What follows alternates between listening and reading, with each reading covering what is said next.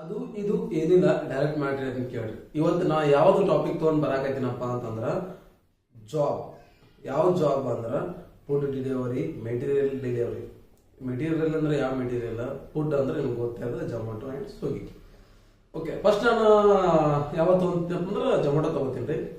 ಜೊಮ್ಯಾಟೊದಲ್ಲಿ ನೋಡ್ರಿ ನೀವು full time ಮಾಡ್ಬೋದು, ಬಟ್ ಕಷ್ಟ ಐತಿ. ಯಾಕೆ ಕಷ್ಟ ಅಂತಂದ್ರೆ ಏನ್ ಕಷ್ಟ ಅಂತಂದ್ರ ಪೆಟ್ರೋಲ್ ಜಾಸ್ತಿ ಹೋಗ್ತೈತಿ, ಗಾಡಿ ನುಗ್ಗೆದ್ದಿ ಹೋಗ್ಬಿಡ್ತೈತಿ. ಆಗ ಮತ್ತೆ ನಿಮ್ದು ನೀವು ಕೂಡ ಟೈರ್ಡ್ ಆಗ್ತೀರಿ. ಅದಕ್ಕೆ ನಾನು ಹೇಳಕತ್ತೀನಿ ರೀ, ದುಡಿಬೋದ್ರಿ. ಎಷ್ಟು ದುಡಿಬೋದಪ್ಪ ಅಂತಂದ್ರೆ 1,000 ರೂಪಾಯಿಗೂ ದುಡಿಬಹುದು.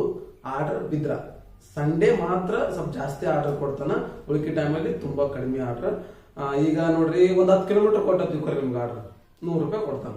10 ಕಿಲೋಮೀಟರ್ಗೆ ಹೋಗ್ತೀರಿ, ಕೊಡ್ತೀರಿ, ಒಳಗೆ ಬರುವಾಗ ಎಂಟಿ ಬರ್ಬೇಕು. ಯಾಕಂದ್ರೆ ಬಿಜಾಪುರ ಬಿಟ್ಟು ಹೊರಗಡೆ ನಿಮ್ಗೆ ಕೊಡ್ತಾನ. ಅರೌಂಡ್ ಯಾವ್ದೊಂದು ಬಿಜಾಪುರ ತರ್ವಿ, ಈ ಕಡೆ ಬೆಂಗಳೂರು ಬೈಪಾಸ, ಈ ಕಡೆ ಸಿಂದಗಿ ಬೈಪಾಸ, ಈ ರೀತಿ ಆ ಕಡೆ ಈ ಕಡೆ ಈ ಕಡೆ ಆಗ್ತಾನ. ಭಾಳ ಅಂದ್ರೆ ಭಾಳ ಟೈರ್ಡ್ ಆಗ್ತೈತ್ರಿ ನಿಮ್ಗೆ. ಗಾಡಿ ಅಂತ ಕೇಳಕ್ಕೆ ಹೋಗ್ಬೇಡ್ರಿ ನೀವು, ಅಷ್ಟು ಡೇಂಜರ್ ಬೈಕ್. ನಾವು ಗೊತ್ತಿಲ್ಲ ಸ್ಪೀಡ್ ಹೋಗ್ತಿರ್ತೀವಿ, ಹೆಚ್ಚು ಕಡಿಮೆ ಏನಾಯ್ತಪ್ಪ ಅಂದ್ರೆ ಟಿಕೆಟ್ ತೊಗೊಬೋದು. ಅದಕ್ಕೆ ಆಗ್ಯಾವ ಹಿಂಗ ನಾನು ನೋಡಿದ್ದೀನಿ. ಮಾಡೋರು ಯಾರು ಜೊಮ್ಯಾಟೊ ಮಾಡ್ತಾರಲ್ಲ ಸ್ಲೋ ಗಾಡಿ ಹೋಗ್ತೀರಿ. ನೆಕ್ಸ್ಟ್ ಸ್ವಿಗ್ಗಿ.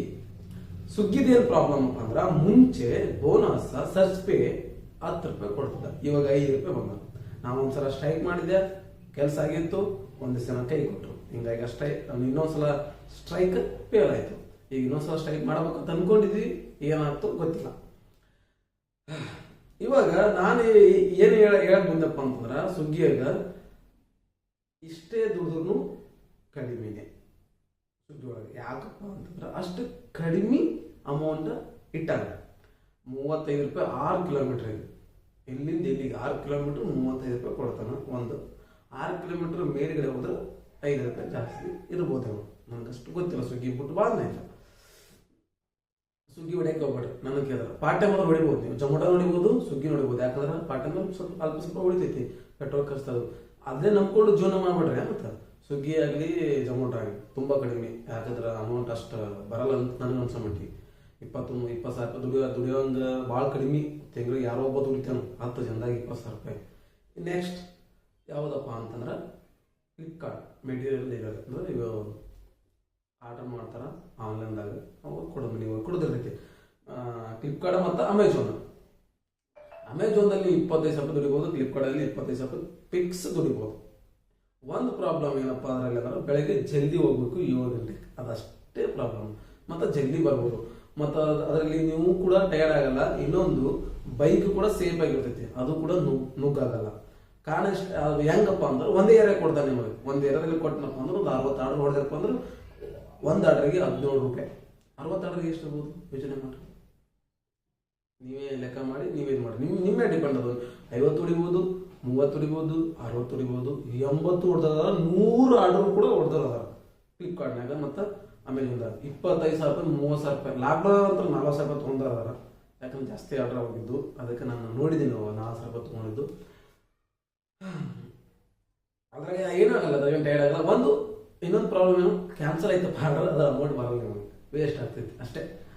ಭಾಳ ಒಂದು 5-6 ಕ್ಯಾನ್ಸಲ್ ಆಗ್ತಾವೆ, ಅದು ಬಿಟ್ಟರೆ ಜಾಸ್ತಿ ಕ್ಯಾನ್ಸಲ್ ಆಗಲ್ಲ ನನ್ನ ಪ್ರಕಾರ.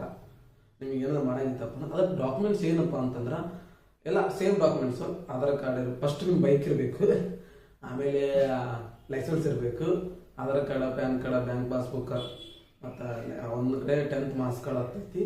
ಇಷ್ಟಿದ್ರೆ ಸಾಕು, ಮಾಡ್ಬೋದು ನೀವು. ಪಾರ್ಟ್ ಟೈಮ್ ಮಾಡೋದಪ್ಪ ಅಂದ್ರೆ ಸ್ವಿಗ್ಗಿ ಮಾಡಕ್ಕೆ ಹೋಗ್ಬೇಡ್ರಿ, ಜೊಮ್ಯಾಟೊ ಮಾಡಿರಿ. ಇನ್ನು ಫುಲ್ ಟೈಮಲ್ಲಿ ಸ್ವಿಗ್ಗಿ ಜೊಮ್ಯಾಟೊ ದಯವಿಟ್ಟು ಬೇಡ, ಯಾಕಂದ್ರೆ ಅಷ್ಟು ಪೇಮೆಂಟ್ ಬರಲ್ಲ. ಬಿಜಾಪುರದಲ್ಲಿ ನಾನು ಹೇಳಕತ್ತೀನಿ ರೀ. ಇದು ಫ್ಲಿಪ್ಕಾರ್ಟ್ ಅಮೆಝಾನ್ ಮಾಡಿರಿ. ನಿಮ್ಗೆ ಏನಾದರೂ ಕೆಲಸ ಮಾಡಂಗಿತ್ತಪ್ಪ ಅಂತಂದ್ರೆ ಬಿಜಾಪುರದಾಗ ಬಂದು ಫ್ಲಿಪ್ಕಾರ್ಟ್ ಅಮೆಝಾನ್ ಆಫೀಸ್ಗೆ ಹುಡುಕೊಂಡು ಲೊಕೇಶನ್ ಐತೀನಿ. ಇಟಗಿ ಪೆಟ್ರೋಲ್ ಪಂಪ್ ಬಳಿ ಒಂದು ಆಫೀಸ್ ಐತಿ ಫ್ಲಿಪ್ಕಾರ್ಟ್ದು, ಅದು ನೀವು ಜಾಯಿನ್ ಆಗ್ಬೋದು.